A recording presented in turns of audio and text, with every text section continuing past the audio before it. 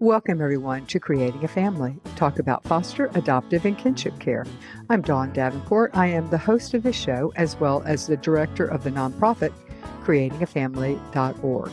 Today, we're going to be talking about problematic sexual behaviors. Our guest will be Roy Van Tassel. He is a licensed professional counselor in Oklahoma and director of trauma and evidence-based interventions for Centene Health. He trains adoptive and foster caregivers and mental health professionals nationally in child trauma and resulting emotional and behavioral impacts. He co-chairs the National Child Traumatic Stress Network's subcommittee on children with problem sexual behaviors. Welcome, Roy, to Creating a Family. I am looking forward to this discussion. Thank you, Dawn. I appreciate the opportunity to be here. Looking forward to it as well. All right, let me give a warning. We are going to be using anatomically correct words for private parts, and we're going to be talking about sex. So if this offends you or triggers you or just makes you uncomfortable, this may be something you want to skip. This may not be up your alley. All right, so we're going to be talking about problematic sexual behaviors in children and youth.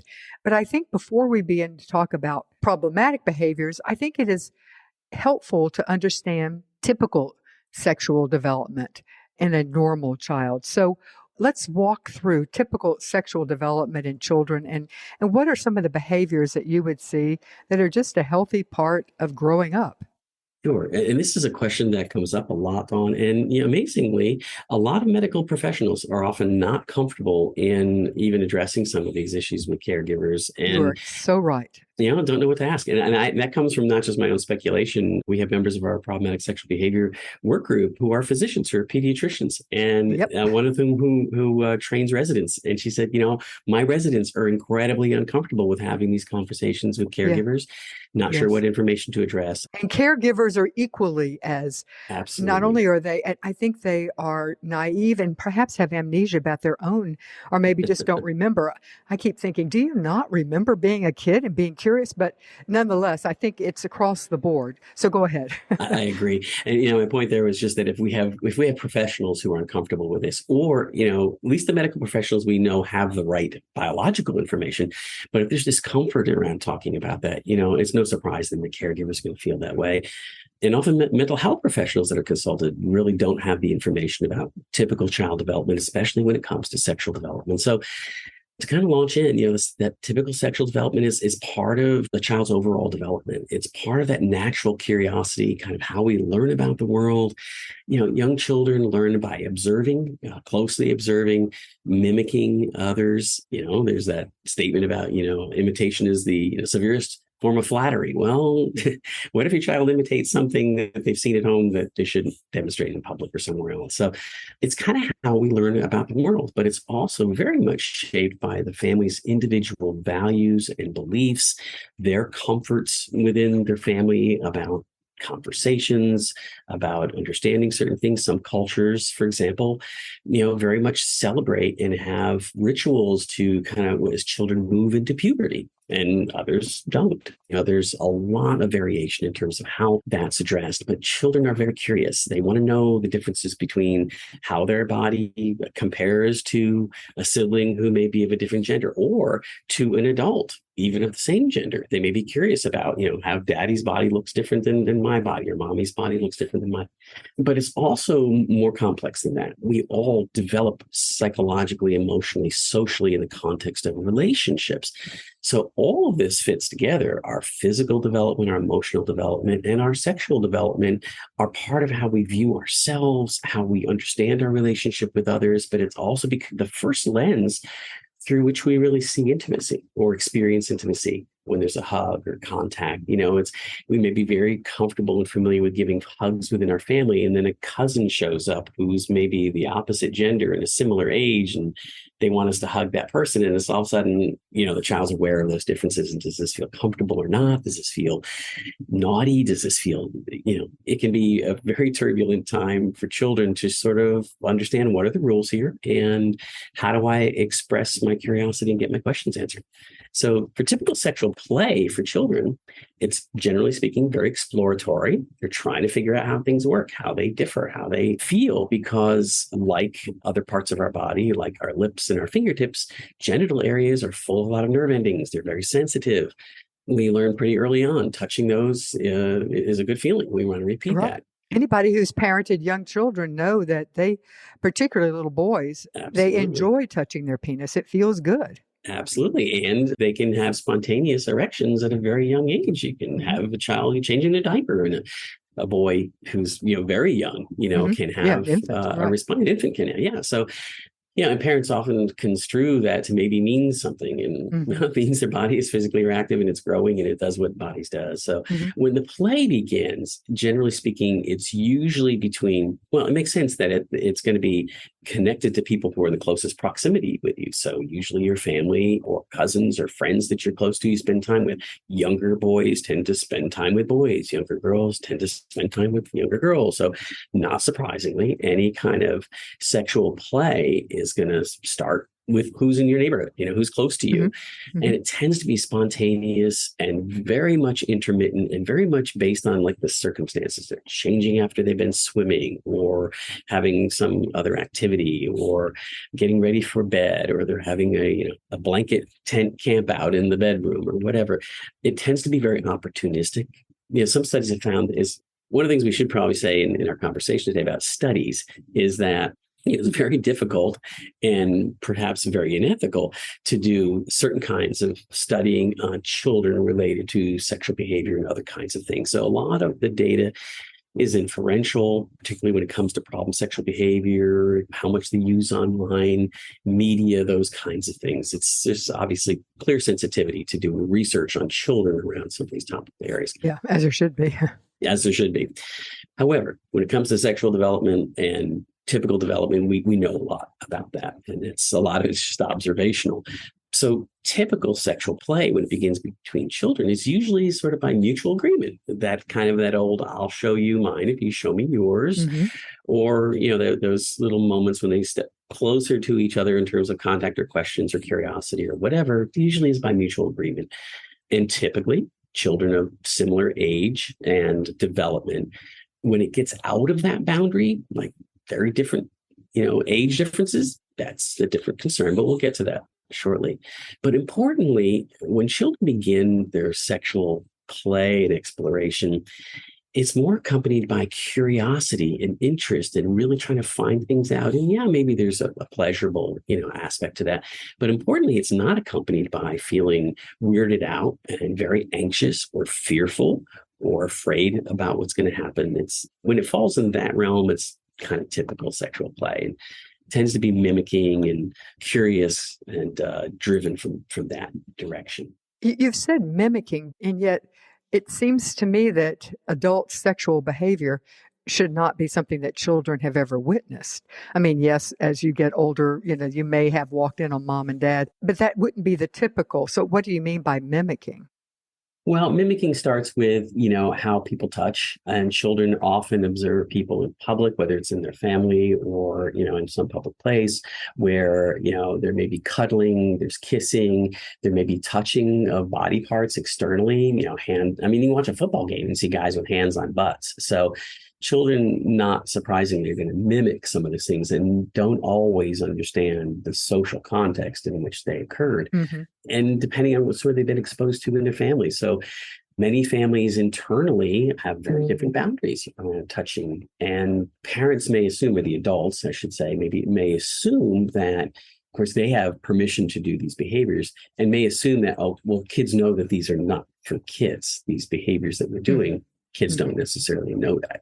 And they may demonstrate a behavior that they've seen someone else do. So think here along the lines of things like boys in school beginning to snap a girl's bra strap or make sexual comments or do other kinds of touching that it might involve trying to embarrass or get the other person's attention. It may be easily over the line, but it's something that they have witnessed in their own home or among other peers.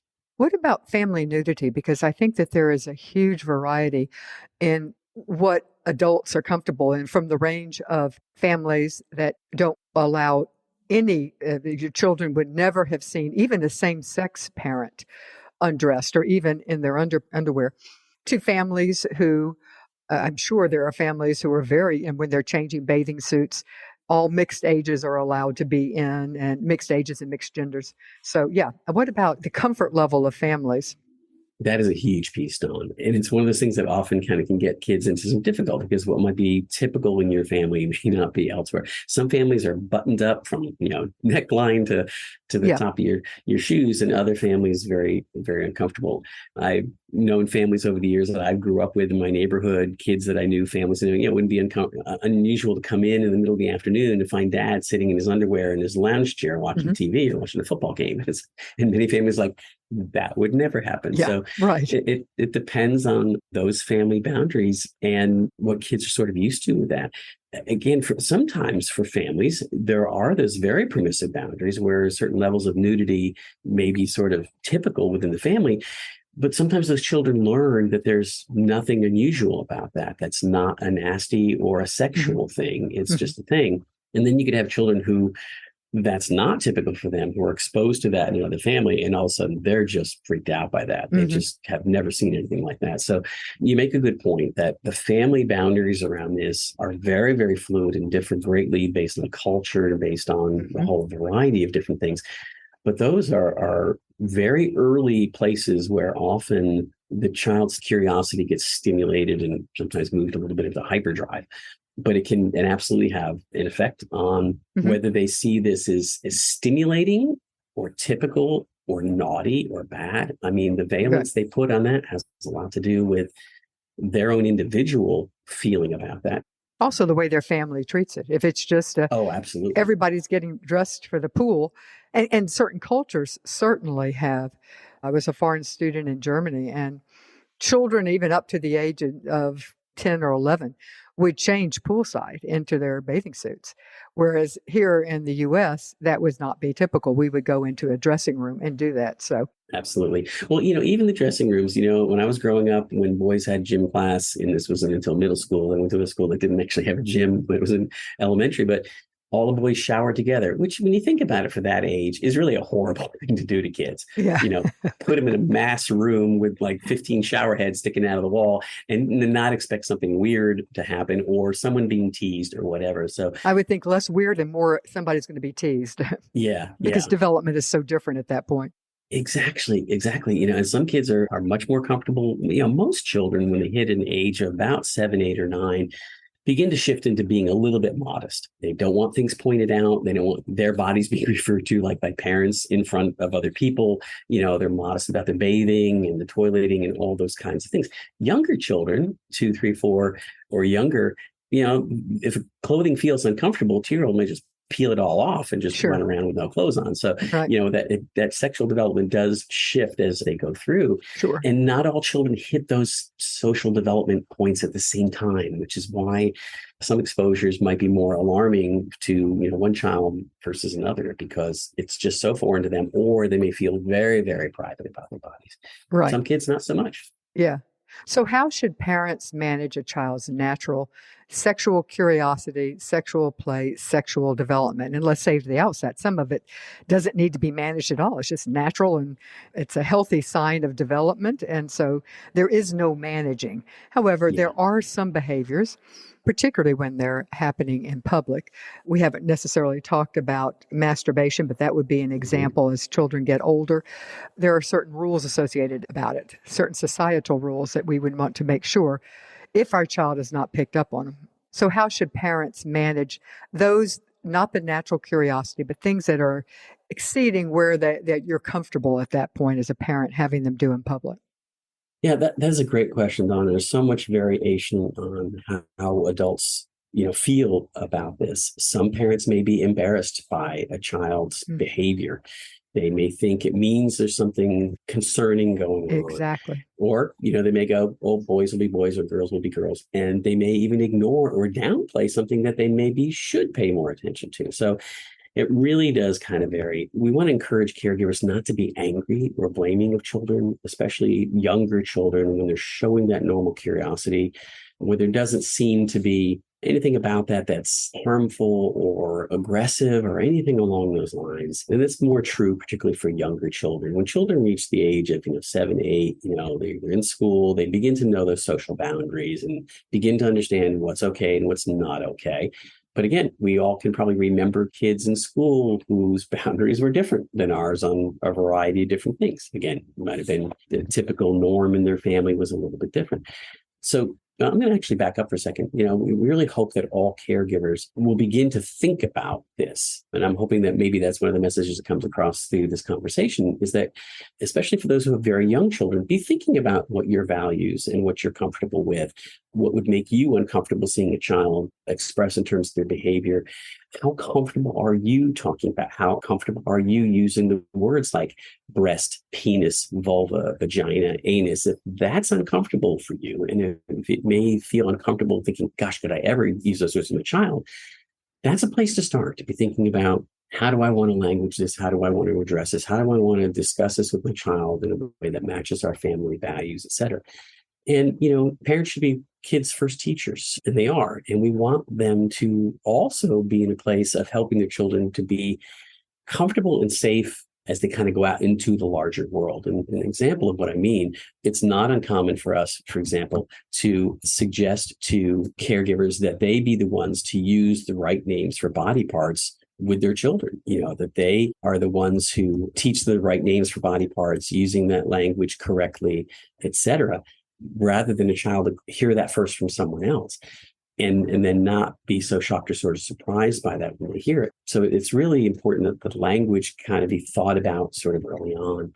So when a caregiver sees a child touching their own private parts, whether they walk into the bathroom and the child's doing that, or during bath time, or changing after swimming or something like that, think about these as a window of opportunity, and an opportunity to have that conversation and to set those personal boundaries within the family, but do so in an educational frame. Children still want to please parents. They still want parents to be proud of them and for them to get the positive attention that they want to get from the adults and caregivers. So they generally will respond to that very well when they're given the right names and they're told, well, these are things that we don't do in public, things that we do in private.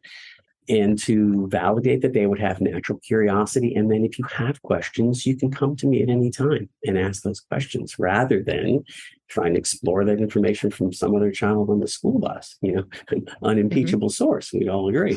So, not to have negative feelings, because kids are going to pick up pretty quickly. If you're making this a topic that I feel afraid to bring up with you, or I might get in trouble for talking about this or for demonstrating some behavior, whether it's touching my private parts or being curious about a nude picture that I come across in a magazine or something like that, if I feel like I'm going to get in trouble, that begins to put a little valence on that for kids, that this stuff is off limits in some way, or is not okay, or gets you in trouble, or gets a reaction out of caregivers that you don't want.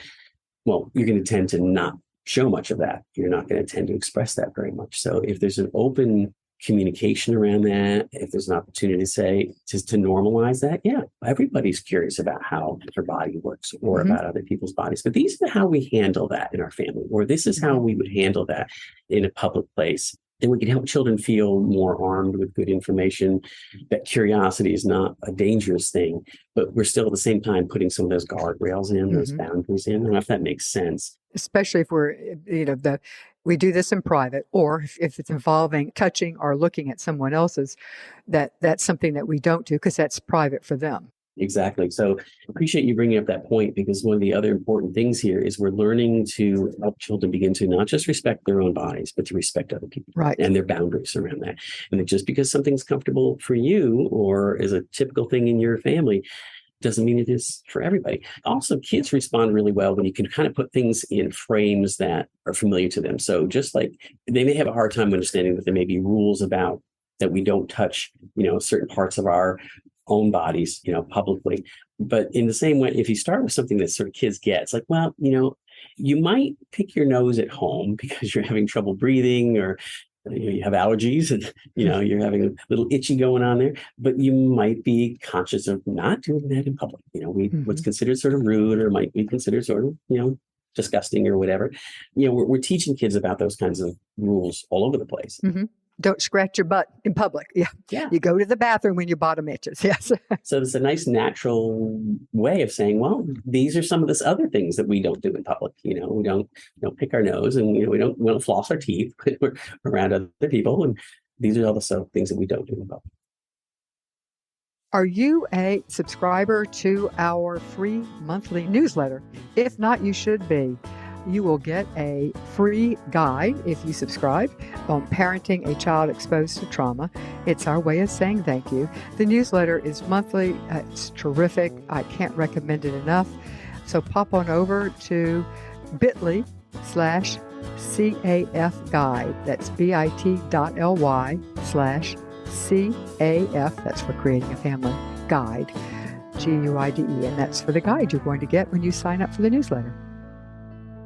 Okay, so we've talked about typical, normal, healthy sexual development, sexual curiosity, and sexual play in young and children as they age as well. Now let's talk about problematic sexual behavior. So how do we make the distinction between normal, healthy, typical development or behaviors that's showing healthy development and problematic sexual behaviors? There's some helpful guidelines to determining that. So we like to kind of see this as a continuum. There's a continuum of typical. I tend to use the word typical because I know Normal is a town in Illinois. I used to have a dryer with a normal setting on it. It doesn't have a normal setting anymore. So normal is shifting. We have to imagine that normal is shifting. When I was growing up, the only guys who had tattoos were probably my dad's sailor friends. Now, if people use body art as a typical expression, and it's a normative thing now. So norms do change as well. And that's true around sexual development to a point. And that's really important that we help kids and especially caregivers understand what we're talking about when we talk about what would not be typical or problematic behavior. So one of the things we really want to emphasize is helping caregivers to understand that when a child does express some sexual behavior, whether it's of touching or another kind, that's different from what they would be comfortable with, it doesn't immediately mean that my child is damaged or deviant or broken or bad or something like that. We very easily, and unfortunately the mental health field and the juvenile justice field has collaborated with this over the years, but we've used terminology that it gets identified with children. We talk about deviant behavior. I've heard children be referred to as mini perpetrators or those kinds of things. And nothing could be more inaccurate. There's a distinct difference between children who exhibit problematic sexual behaviors and maybe an adult pedophile, for example. There's no comparison there. So I really want to help caregivers to not be over alarmed and not immediately think there's something bad going on here. All of our development is kind of finding the boundaries, in our relationships, in how we use words, learning how much humor is funny, gets people laughing. And when people go, oh, whoa, okay, that was over the line or that was too much. We're always learning those guardrails. And it's not any less true around sexual behavior. So we're talking about behaviors that involve the same body parts of typical sexual development. So considered private parts, the parts covered by bathing suits are usually the easiest terms to use with younger children. Your private parts are the ones that are covered by your bathing suit. So genitals, anus, buttocks, penis, vagina, etc., breasts. But when you think about it, also mouth and hands are sexual tools or sexual objects, at certain points in how intimacy is expressed. So we're talking here about behaviors that would be developmentally not matching a child at a certain age. So for a child up to maybe age 7 or younger, probably doesn't know much about how intercourse happens, or they may have some general ideas about that from maybe something they've seen in a movie or television, or glanced at a magazine article, or it was magazine basket in mom's bathroom, or best friend's older sister. Oh, absolutely. All those kinds of exposures. So they're learning about these behaviors, but if they're showing something that we would not expect a young child to have knowledge about yet, especially if within your own family that we don't really Can't think of anything in our family that would have this exposure. That would be a red flag. And certainly any behaviors that could be potentially harmful to the child who's exhibiting them, or the child, if it is a child, on the receiving end of that. And certainly if a child demonstrates interest in touching behavior towards an adult, that would really be not what we would expect of a child reaching for, and I'm not talking about a toddler or a very young child, let's say, reaching for a mom's breast. That would not be all that uncommon, depending on the family, the age the child was weaned, all those kinds of things. But for a 7, 8, 9-year-old child, that's not what we would expect. So there's a wide range. And I'd like parents to think, or caregivers to think about this from being, okay, what's typical? What's like, okay, that's different. That's concerning. I've not seen that before, to that to me seems invasive. That seems intrusive to other people. That seems even harmful to what could even cross the line into illegal behavior. So 3 areas we really encourage caregivers to look at in determining whether this is a problematic behavior. How frequent is it happening? How outside of typical development is this? And then, is this something that could be potentially harmful? So is this behavior happening at high frequency? So is my child now touching their private parts, quite a bit, where they're sitting and watching TV, absentmindedly, and they're touching their private parts, or something they are no longer doing in the privacy of their room or their bathroom. They're doing it out around the rest of the family members. And is it occurring at a high frequency? Do they seem preoccupied with this behavior, such that they would rather be in their room touching their private parts than outside in the living room playing Legos with their sibling? That's not typical. So that would be a concerning kind of thing. And then when a parent tries to respond to that, saying, no, honey, we don't touch our private parts when we're around other people, whatever the direction might be, but the child doesn't respond to that gentle parent correction, that's something to pay attention to. Okay, so this behavior has an energy to it that they're kind of ignoring the limits that I'm setting with this. And then developmentally, is this something that a child should know about? Particularly children don't usually think about private parts that may not typically be thought of as going together, if you know what I mean. So it may be that child's beginning to learn that a penis goes in a vagina. That age understanding of that varies across cultures and across individual families about how much a child may know about that. But a child doesn't typically think about a penis going in an anus or a mouth going on a vagina. So where did that information come from? That wouldn't be, for many children in younger ages, something that would be part of their typical sexual knowledge or development. So parents should dial in and be curious about that.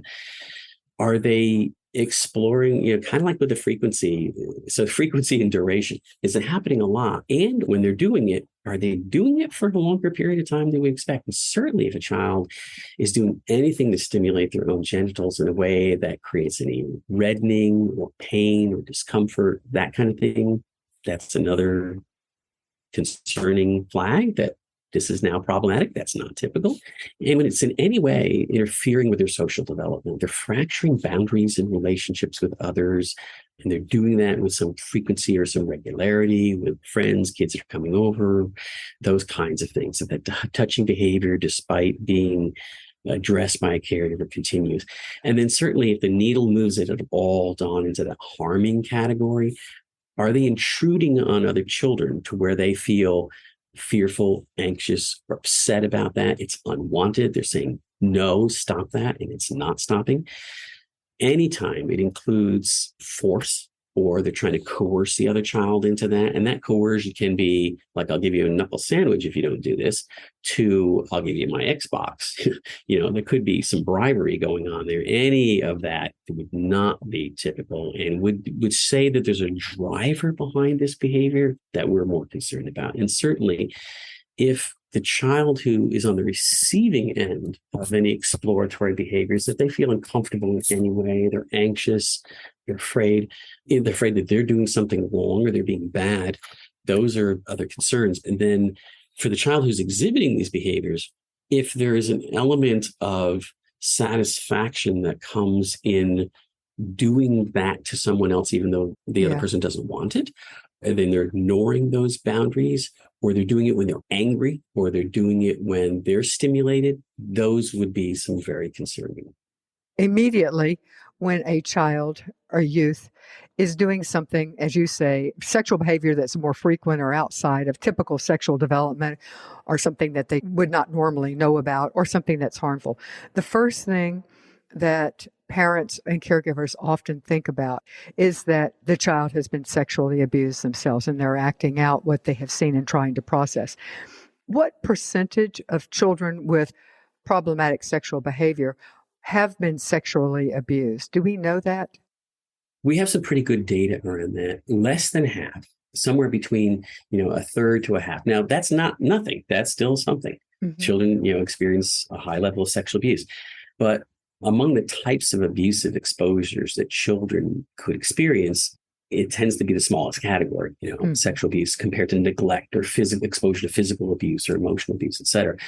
So it's not nothing. It's still a substantial number, about a third to a half, but that leaves a whole other half or Yes. more that is due to something else. And most times there's no single particular causative factor for a child experiencing sexual abuse. So that's important that maybe we talk about that for a minute. So there's sort of a constellation of factors. And like with many things, the more factors that sort of add up, the more possibility you could have a problem. So the individual child's personal vulnerabilities have a lot to do with this. So if you have a child who already has a lot of impulse kind of issues in their behavior, they may more likely exhibit over the bounds, behaviors in a whole variety of categories. Mm-hmm. Impulsivity knows no boundaries, the logical boundaries. An impulsive child is going to be impulsive across the board. Absolutely. So we shouldn't construe this behavior as necessarily worse than any of the other impulsive behaviors. It's just one of those categories that it might show up with. Some children have much more difficulty emotionally expressing themselves or being on the receiving end of other people's emotional expressions. Children who have some developmental abnormalities may have more vulnerability. They may be at more risk. They may not understand or pick up social cues, but they also may fracture boundaries and not really realize that they're doing it or doing something wrong when they do it. So that's another category to be concerned about. But you're mentioning impulse control things. That ends up being a real driver. And it's one that, that we watch a lot clinically for children that have a lot of impulse control issues. So you add a child with impulsivity, for example, or who tends to push the boundaries on behaviors in general, and then they may have some stressful factors within their family. Maybe as a single parent family where the caregiver is just really maxed and not having a lot of individual time with kids, not a lot of close supervision time, Mm-hmm. a lot of outside stressors going on, maybe needing to use substitute caregivers a lot, meaning now children are exposed to lots of different people and their behaviors and interests and curiosities and all of those kinds of things. Certainly when families experience substance use disorder or they have a high level of law enforcement involvement, criminal behavior. So often children who come into care, whether it's in foster care or maybe who've been eligible for adoption, have come from families that have failed in some of these areas. Mm-hmm. They have substance use issues. They have violence in the family. They have behaviors and boundaries that just don't respect other people's physical space or their needs or any of those kinds of things. So children may have had those family adversity kind of exposures, or, a caregiver with severe mental illness or something else that has really exposed them to some pretty untypical kind of behaviors. So that's a whole set of influences. And then there are the influences we've talked about those values. Does a family have very porous boundaries around nudity or, parents or adults watching graphic content on the television when children may pass through the room, or adults expressing very, a lot of physical intimacy in front of children that many of us would be uncomfortable for children to see.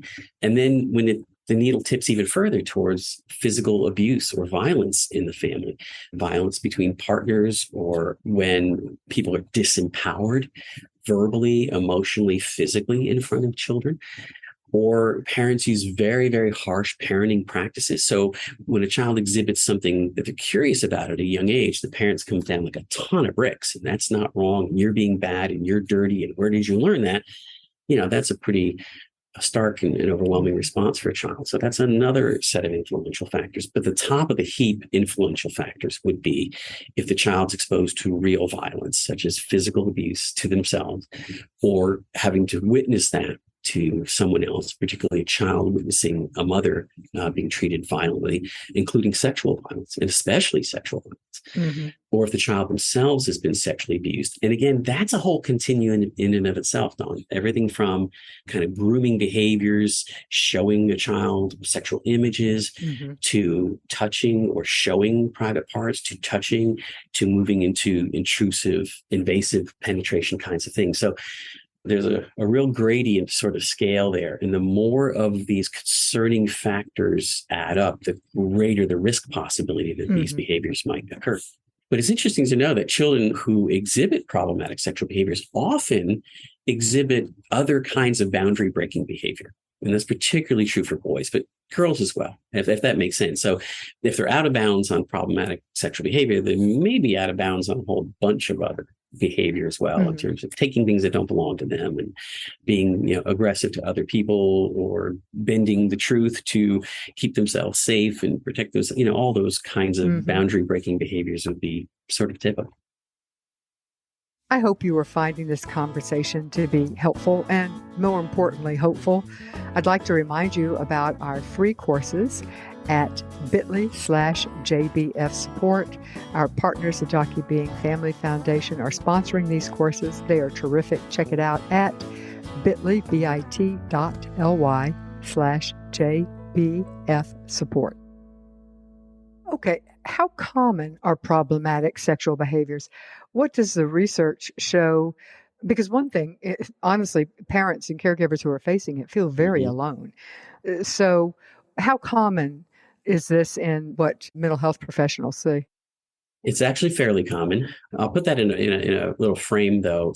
For us as mental health professionals, someone is coming to seek treatment or seek consultation for a reason. So we're already sort of narrowing the pool of people. There's been something of concern that's occurred, whether that's behavior on the child's part or something the child may have been exposed to, within their family. The data is always shifting and changing a little bit around this, but some of the early studies around this said that about 6% of children who come in for some sort of mental health treatment display some form of serious sexual behavior problems. So there's that subset of kids who come in for treatment, which is not the whole population. That's a subset of people. And then of that subset, about 6%, but that's still, a lot of children. One of the other things we do know is that a child can develop problematic sexual behavior with something that really started as curiosity and was not handled very well, or was not provided any educational responses or boundaries by caregivers, and the behavior became replicated, and it began to feel good, and it got a big rise out of people, and it felt good, and it got replicated, and it goes on, and it starts to grow. So something that didn't start as a problematic sexual behavior can become one. But these are concerning behaviors. We can't ignore them, because not only are they harmful for the child who exhibits them, they're incredibly harmful and potentially extraordinarily damaging for a child who may be on the receiving end of it. So they absolutely do need a response. So, of the children who receive treatment, will they continue to have problematic sexual behavior in the future? Are these the kids who are going to become perpetrators in the future? Are these the kids who are going to be the whatever? What percentage of these kids, if treated and handled correctly by parents, are going on to have a future that is doomed to be distraught with all sorts of sexual behavior problems? That's a great question, Dawn, and we get that as a lot as professionals. The good news is many times these are headed off at the pass very early on, and no one ever thought about it because the parent responded with, "This is not okay. These are the rules in our house. These are the boundaries that we have." And we have specific rules for children on touching behavior rules, that kind of thing that we want all caregivers to teach children. So the good news is most children who exhibit some maybe early on behavior, if they're responded to in a very natural and educating way, the behavior just finds its natural path and it doesn't ever get out of bounds. For those children who have exhibited problematic sexual behavior to the point where it is intrusive and it's interfering with their development a little bit and causing some behavior problems, if they get treatment, and importantly, if that treatment involves education around sexual behaviors, if it has education around boundaries, the rules about touching and looking at other people's private parts, those kinds of things. We're talking here about younger children for the most part. And the caregivers are involved in that, and they take an active role in being the ones to set the boundaries and limits. They continue to supervise children. They're open to answering questions and continuing the education. The good news is the chance of that being repeated is 3% or lower. And that's been replicated in more than one study. And some of these are studies that have 10 and 20-year follow-ups. So they follow these children and families for a number of years, and there was no further incidence of behavior. If there were additional behavior problems, they would probably be, they broke the window of an abandoned house in the neighborhood with a rock, or they stole someone out of someone's car, or they stole something from a store. It's other kinds of sort of that spectrum of behavior, but typically these behaviors don't reoccur when there's been appropriate treatment. But I really want to underscore the crucial element here is the caregiver involvement. That is the really quintessential piece. When adults are involved and really help children understand the boundaries, they provide appropriate supervision, and they do education when it's necessary. When education's been done, but the behavior persists, then it needs to start responding with consequences and some real limits to the behavior, like we would with any kind of typical child behavior. Creating a Family has a terrific resource I cannot wait to tell you about. It is our interactive training support curriculum for foster, adoptive, and kinship families.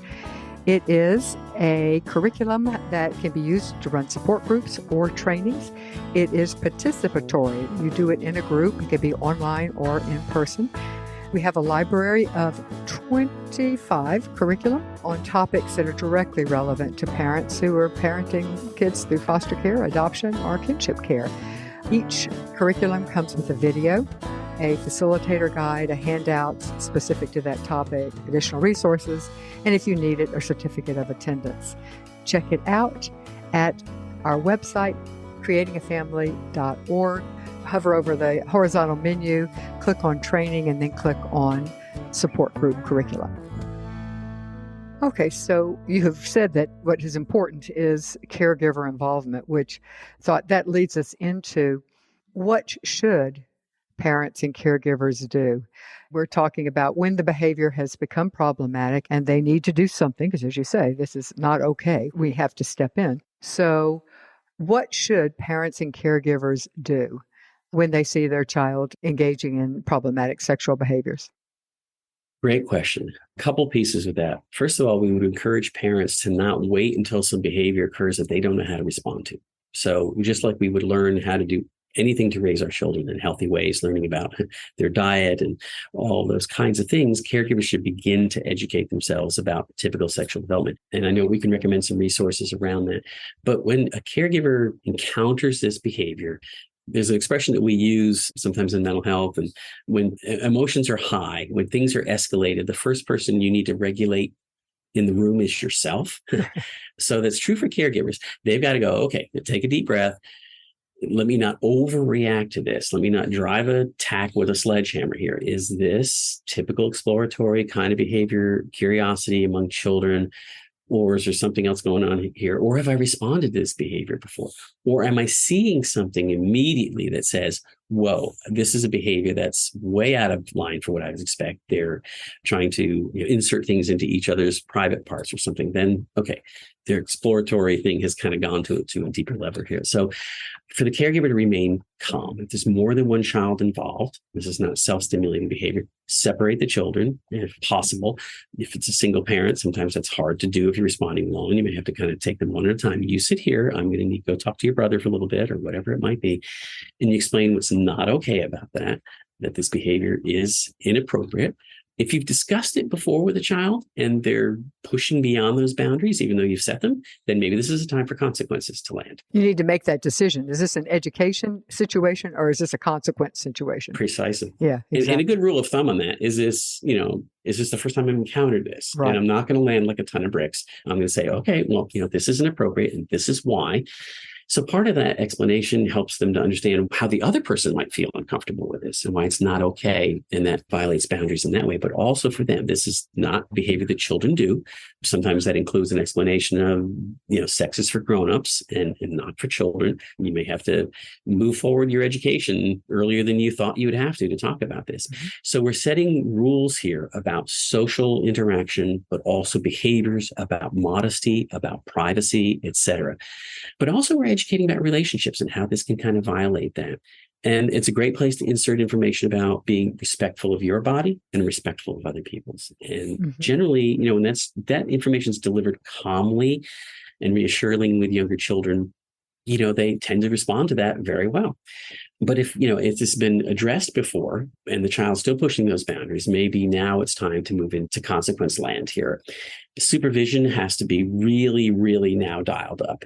So if we've seen children expressing these behaviors, particularly siblings, where they're going to be in the same house and around each other a lot, caregivers maybe going to need to now have some behavior management plans that they don't play in the room with the door closed anymore, or they don't play in the room at all anymore. Maybe their play needs to be out in a place where I can observe it.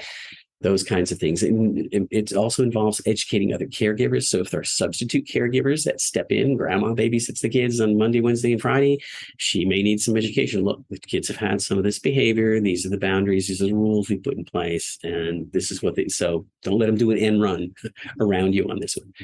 It can be uncomfortable for parents. And as you mentioned, parents can feel very isolated with these behaviors. So do you allow your child to go on overnights to other children's homes if they've exhibited this behavior? There's a lot of questions around that. That's a great place to get an outside help from a professional to Hmm. discuss this with someone, to get an understanding of the context in which it's happening within the family, and to get some ideas and to determine whether treatment is really necessary. You've talked about supervision, and I will say that one of the things that we hear frequently is from a caregiver standpoint, how wearying and isolating. If you have a child who has exhibited problematic sexual behavior, it's not something you can talk about with others. It's not can't talk about with other families because other Right. parents because it looks bad on you. Even if you can think, well, this child, is new to my home or whatever, it looks bad on you. It looks bad on whether the other children in your family could even go over to other people's houses. So we tend to isolate, Right. and to be constantly on guard is just overwhelmingly exhausting. It is. And parents feel embarrassed. They feel it reflects Uh-huh. on them as a They do. parent. Yeah. If they've had their own maltreatment or abuse or trauma history, it brings those issues up for them. It can be very complex and very overwhelming. The best programs that treat this are programs that do this in a group focused way. In a treatment program that I was responsible for a few years ago, we address these behaviors with children in group. So they learn those normative boundaries together. They get excited about learning what's okay and what's safe and what they're supposed to do. They're reinforced for that. They get accurate information. But we also had parent groups where the parents were able to talk Yeah. together and understand about the experience of that and normalize that process, It does. normalize the struggles. Oh, Dawn, it does, and it makes parents feel so much less alone and really become advocates for their own children and for children in general, but to really bust through a lot of those myths and anxieties and help them to not feel so isolated. Yeah, exactly. Yeah. And we do have rules that we encourage kids. It might be important just to sort of mention those, and then I can provide some resources for you to identify those materials. But some of the simple rules for younger children is things like, no touching other people's private parts.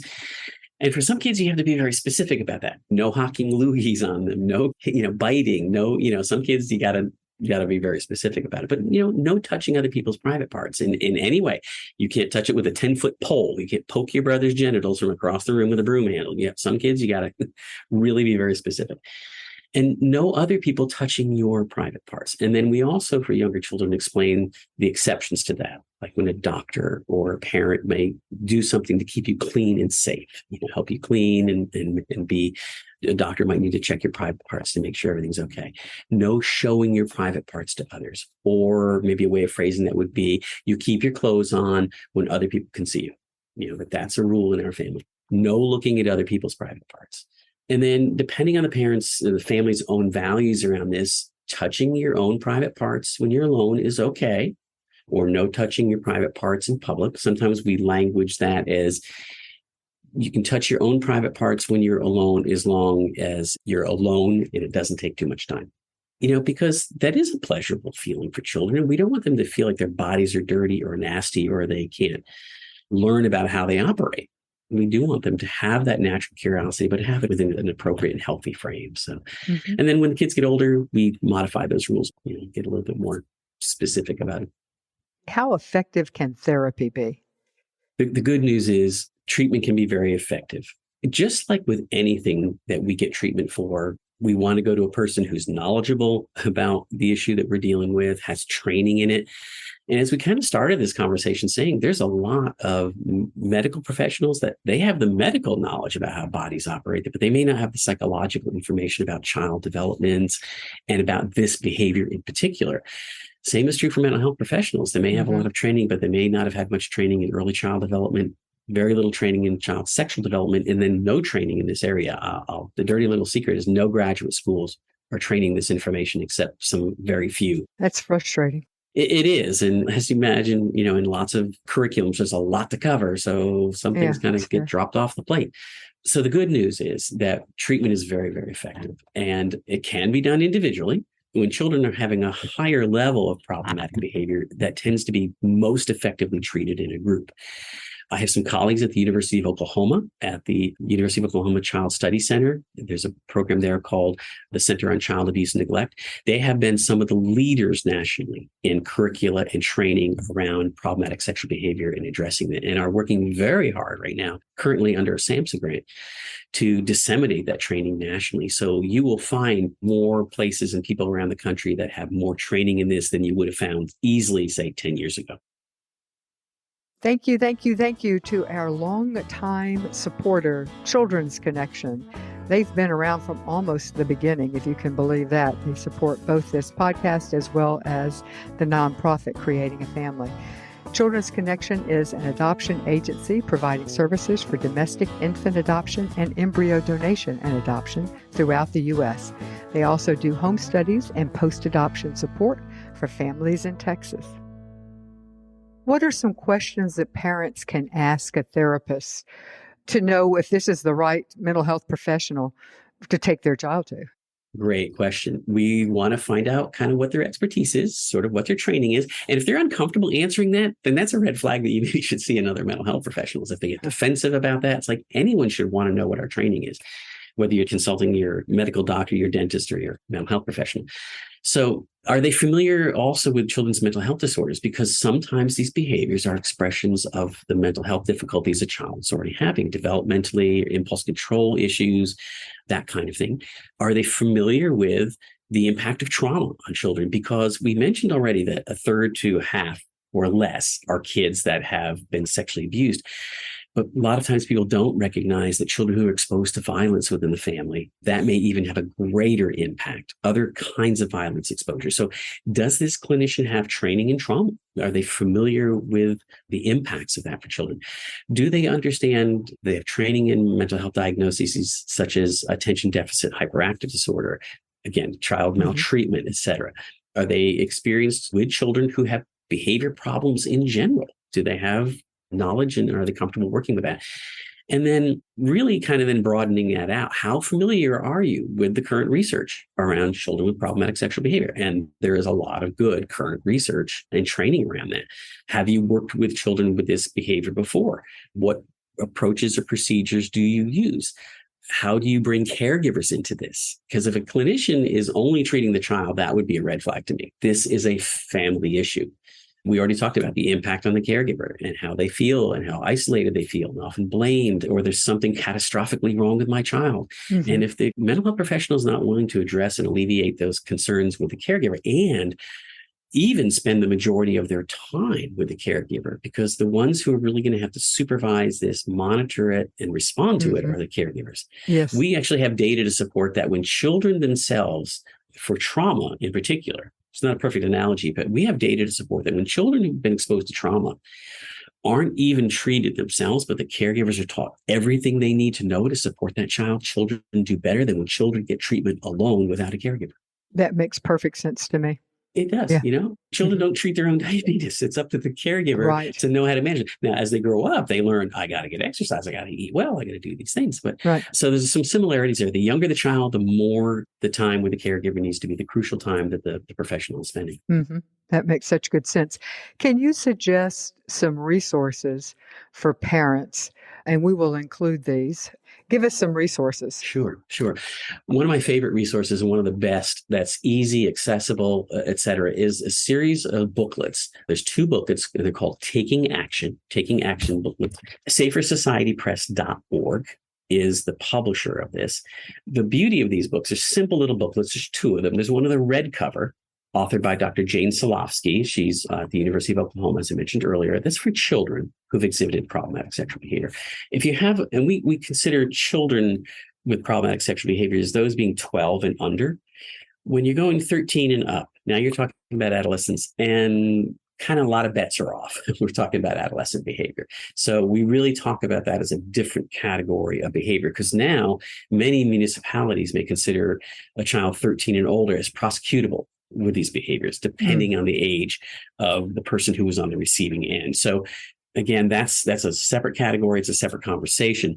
But one of the books is a blue covered book, and it's the same title, Taking Action for Adolescents, and it's been authored by Dr. Barbara Bonner. Those are both available at safersocietypress.org. You can order the books for $4, or you can actually download them free online from that website. Okay, so excellent. Great resource. Very accessible. What I love about that book is it starts the conversation, and it really goes through everything we've talked about today, Dawn, in terms of typical sexual development, how children develop in general and develop sexually, and what behaviors you might expect at different ages, and then when do you know it's problematic, and then what to do. And there's some resources in the back of the book. A couple of other websites. The National Center on the Sexual Behavior of Youth, NCSBY, ncsby.org, the National Center on the Sexual Behavior of Youth, which happens to also be at the University of Oklahoma.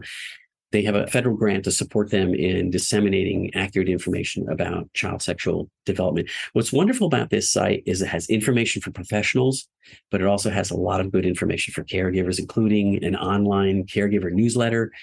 Really, really good resource information, and it can take a very deep dive into the material on that site. So the National Center on the Sexual Behavior of Youth would be the top of the list. Other resources, the National Center for Missing and Exploited Children is another awesome resource. They have, over the last several years, really done a lot of developmental educational information for children around safety in general.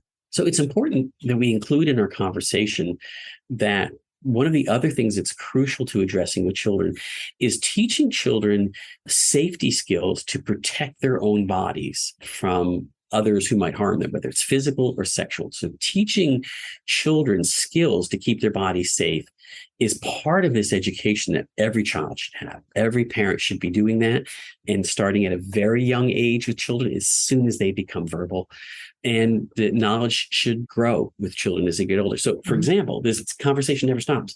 25% of women will have an unwanted sexual contact in college.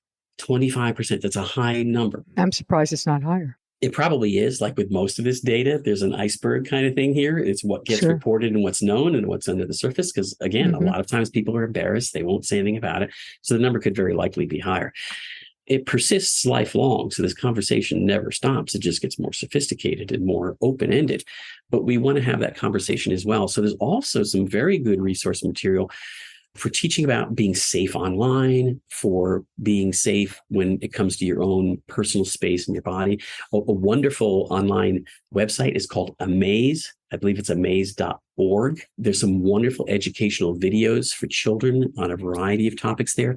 The National Center for Missing and Exploited Children has a number of really wonderful web-based educational programs for children. They have a whole section called Kids Smarts, and it ends with a Z. So Kids Smarts, KIDSMARTZ.org, Kids Smarts.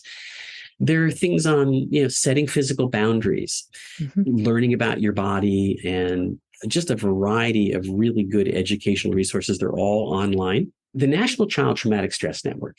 If a caregiver knows, whether they be an adopted parent or foster parent, that the child has had trauma exposure previously, they really need to educate themselves about child trauma. The best clearinghouse of that information is the National Child Traumatic Stress Network. And I mentioned earlier, you mentioned in the introduction, I'm a member of the network, and I co-chair our problematic sexual behavior work group. Any type of potential trauma a child may have been exposed to, you're going to find information about it on this website. So it's nctsn.org. Our work group within that network wrote a book for children with problematic sexual behavior, and you can find it free and downloadable free on that website. It's called AJ's Story, a book about not okay touches, and you can download the book free on the NCTSN website. So it's another website that I would absolutely highly recommend that every parent should take a look at, and any professional listening should know about this website. And that's AJ, A period, J period? Yeah, initials AJ, Gotcha. A period, J period, AJ's Story, a book about not okay touches. And they would find it under the child sexual abuse tab on the website. Okay, excellent. So especially for those stakeholders who are listening, who work with adopted foster children, and any parents listening, and especially mental health professionals, they definitely want to be aware of that website. Excellent. We will include links to all of these. I think they are all terribly important. I mean, just for normal development or typical development as well. Thank you so much, Roy Van Tassel, for talking with us today about a subject that I think is so important for all parents, but especially for foster, adoptive, and kinship parents. Thank you so very much. You're very welcome, Dawn. Thank you for the opportunity, and it was a pleasure spending this time.